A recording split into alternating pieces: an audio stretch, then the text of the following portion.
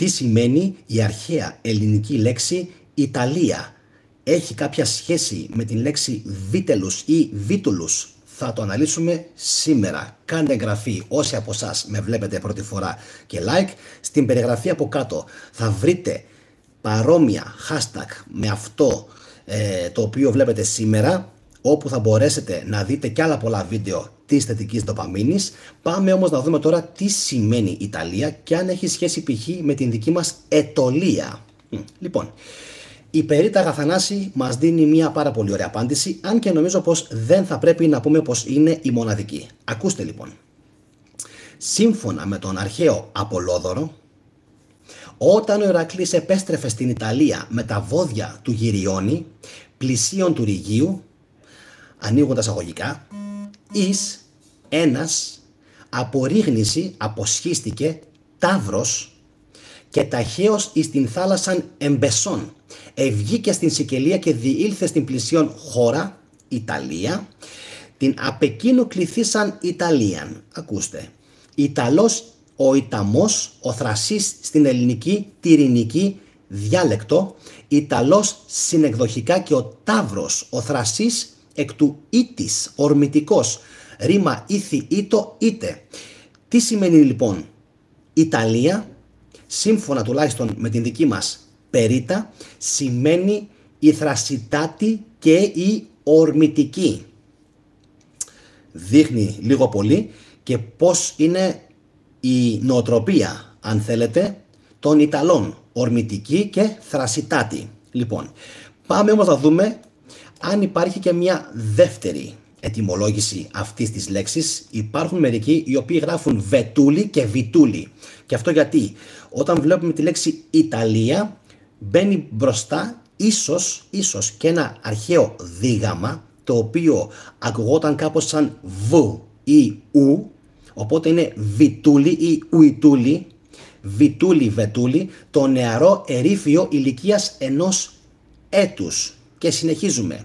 Υπάρχει ακόμα μία ανάλυση η οποία θέλει τον Ιταλό να είναι αρχαίος πελασγός βασιλέας που χάρισε το όνομά του στην Ιταλία. Πάλι λοιπόν έχει κάποια σχέση το αρχαίο παρελθόν των πελασγών με τους σημερινούς Ιταλούς, τουλάχιστον αναφορικά με την ονομασία που έχουν πάρει.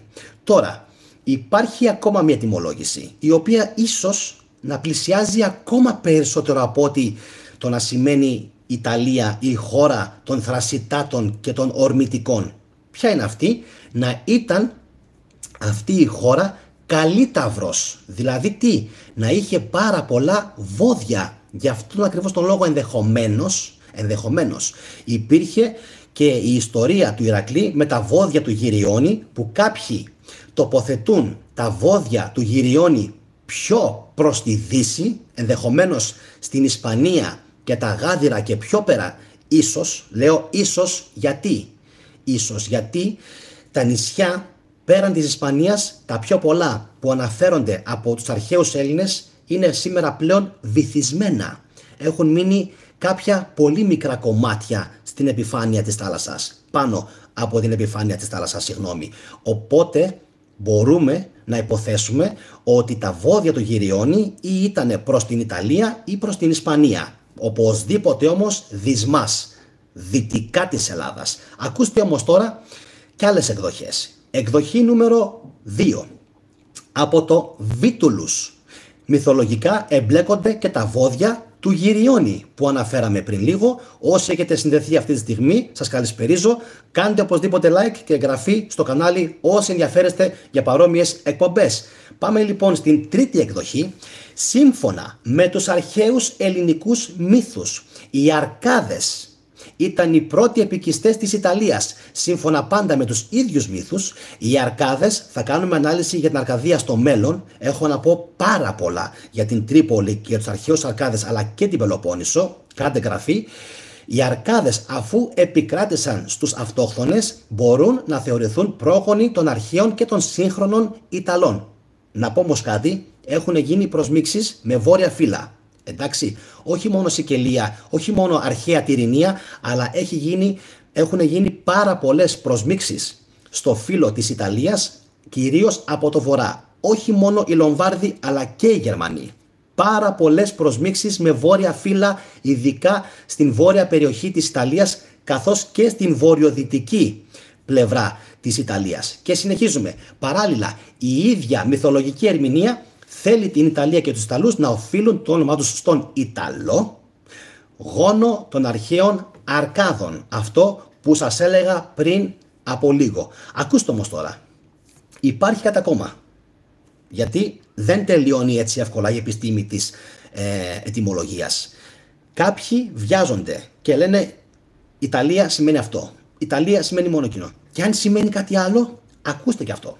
Γιατί μας φαίνεται παράξενο να λέγεται η Ιταλία βοηδότοπος, λέει η Καλλιόπη αναγνώστου. Γιατί λοιπόν να μας κάνει εντύπωση η Ιταλία να ήταν ένας πανέμορφος βοηδότοπος, εξού και τα βόδια του Γυριώνη, που ενδεχομένως να έβοσκαν σε κάποια βορειοδυτική πλευρά της Ιταλίας, και από εκεί φυσικά ήταν πανεύκολο, αν υπήρχαν τότε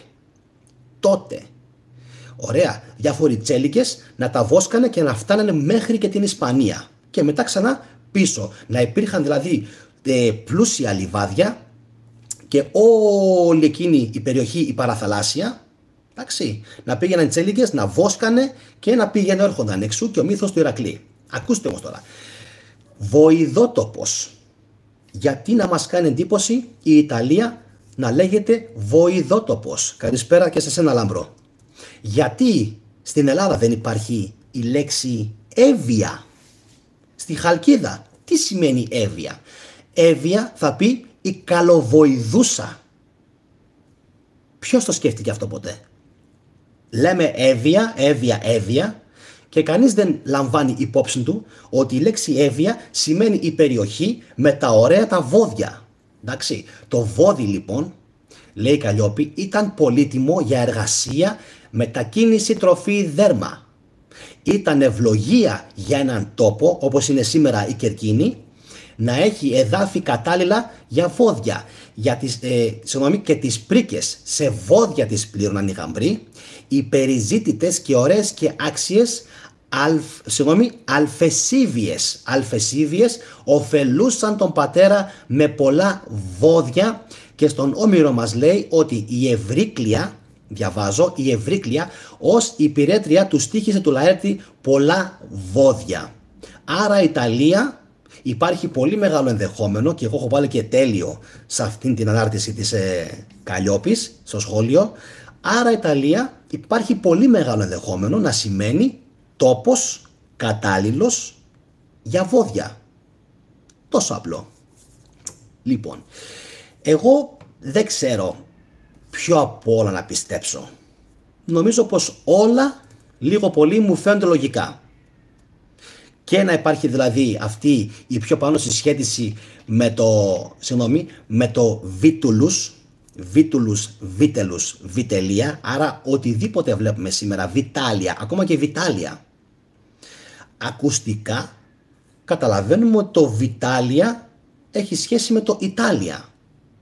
Άρα εσείς θα επιλέξετε τι θα κρατήσετε, τι πιστεύετε, πώς προήλθε η ονομασία της Ιταλίας και τι σημαίνει. Ποια πιστεύετε πως είναι η πιο σωστή ετυμολόγησή της? Θα περιμένω φυσικά να μου το γράψετε κάτω στα σχόλια.